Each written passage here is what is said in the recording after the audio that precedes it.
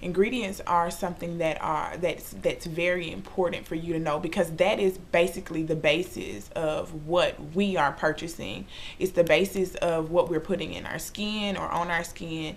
And if we don't know what we're putting on our skin, who's to say exactly what is going on our skin or in our bodies, period.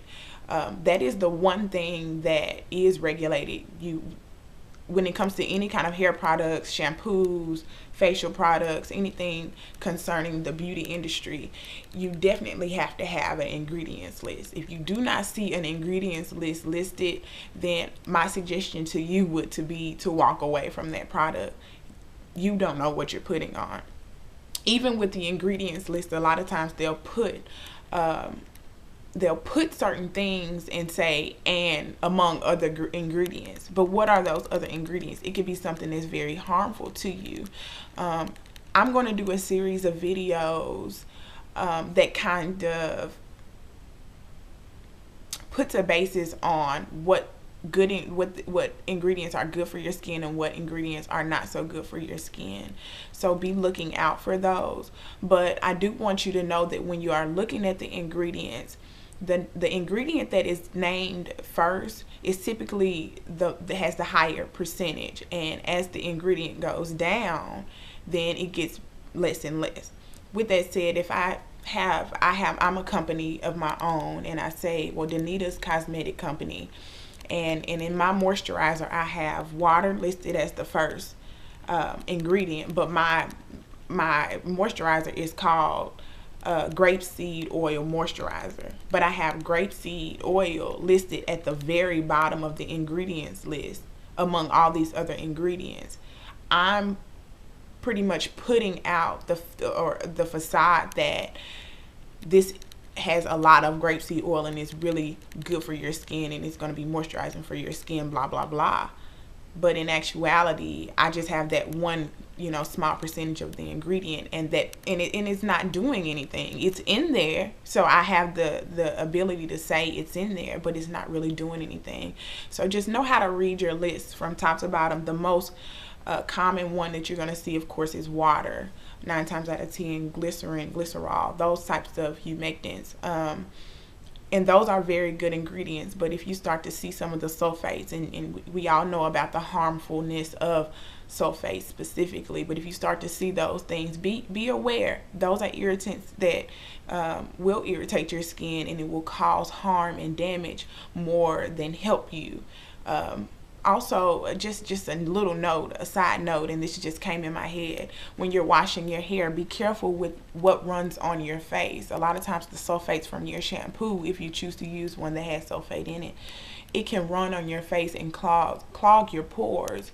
And you may be using the face washes and the proper things and moisturizers, but if you're using shampoo or something that is causing your skin to clog your pores, then everything that you do is null and void when it comes to your facial care regimen. So please be mindful of that.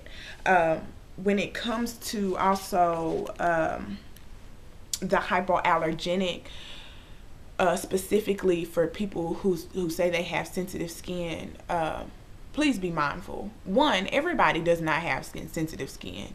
I do have a problem with a lot of people saying my skin is really sensitive and da da da. A sensitive skin person, or a person with sensitive skin, I should say, can't handle hardly anything being on their face. And a lot of people say, I've tried a whole lot of different products and it breaks me out and da da da da. It may not be that your skin is necessarily sensitive. It just may be that you're allergic to a certain ingredient. So you may be able to use every other ingredient or every other product out there that doesn't have this one ingredient, but if this one ingredient is listed in there, then yes, it may be an irritant for you, but that does not mean your skin is sensitive. If your skin is sensitive, when you get a facial or if you're using products, your face turns beet red or pink, and almost to the point where it starts to kind of blister up in some cases. It causes bleeding. People with sensitive skin, like with rosacea, that's sensitive skin. just because your face may break out from using a certain product does not mean your skin is sensitive. But try out different things when you're testing out new products. Do a test spot in like a certain area, maybe on the back of your neck, not the back of your neck, but like right on the side of your chin, or even behind your ear, something like that, and to see if your skin will react to it in a negative way. So please be mindful that the same thing with oily or dry skin. A lot of times people say that their skin is oily, when in actuality their skin is just maybe dehydrated and it's being masked as oily because there are dead skin cells on top of dead skin cells on top of dead skin cells. Now, when this happens, your body goes into overdrive and says, all of these skin cells are on here, that means the skin is dry, so let me produce more oil. And so it appears as if you're oily, but really if you just remove those dead skin cells off the surface of your epidermis, which is the top layer of your skin, then your new skin will come in and you won't have those oil problems or overproduction of sebum being produced in your skin. So I'm always a promoter of getting facials regularly. It's not because that's my profession, but because it works, period. Even if you have to do your own at-home facials, it works. Steaming your face, things like that, it works. So be mindful when you are purchasing products not to get the wrong thing for your skin. If a lot of times I'm seeing a lot of people with acne products specifically, and they don't necessarily have acne issues, and so they're using these products because they see a couple of problem areas on their skin, and they're using these products and it's dehydrating their skin and it's taking all of the moisture that you need out. All moisture is not bad moisture. You need oil or moisture, sebum, whatever you want to call it, in your skin. If you don't have that, then your skin will be dry, and when your skin is dry, it's going to crack and it's going to start to create fine lines and wrinkles earlier than you want, and we know that we do not want that. It's so many people out there who have fine lines and wrinkles because of the issue or the problems that they had in their past, or the issues that they never addressed in the past, or that they did too much in their past, like stripping themselves of the oil and moisture that they really need. And now they're finding every kind of anti-aging product to put on their face and say, oh my gosh, I need to fix my wrinkles, I need to do this. And really you can do preventive measures. I enjoy the oil that's in my skin, that's on my skin, because I need it. I want my skin to be plump, and if your skin is plump, then that means it's moisturized, and that means that you are less likely to create fine lines and wrinkles in your face at an early stage in your life. So I just want you to be mindful of that, and don't get caught up in the hype of all of these different I guess claims or false claims. And not all of the ingredients or products that I'm talking about, not all of them don't work, but not all of them work, and it's one of those things where you really have to get out there and find what works specifically for you. Yes, it can be expensive, but a lot of these lines, especially if you go to cosmetic counters, they're able to give you samples or of the product instead of you buying them.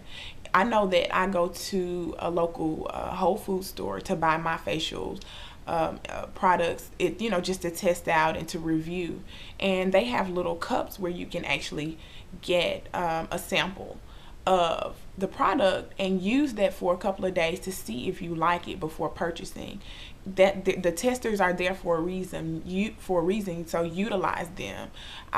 Even if you can't do it, of course, in like a Walgreens or a CVS or a Walmart or something like that, utilize coupons, utilize your friends if they have it, to see if that works for you, and then kind of go from there. But I really want us to start focusing on the ingredients and what's good and what's bad and all those good things. But just don't be fooled by the hype, because the cosmetic industry definitely does not have any regulations except the fact that you have to put the ingredients list on there.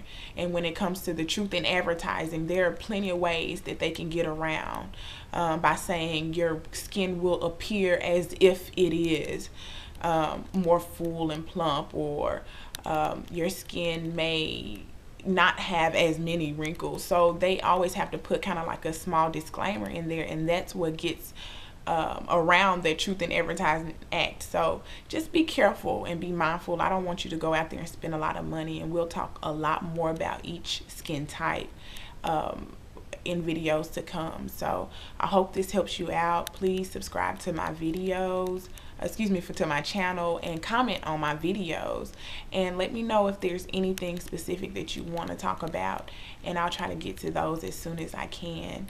Again, thank you, and I encourage each of you all to stay beautiful. Have a good day.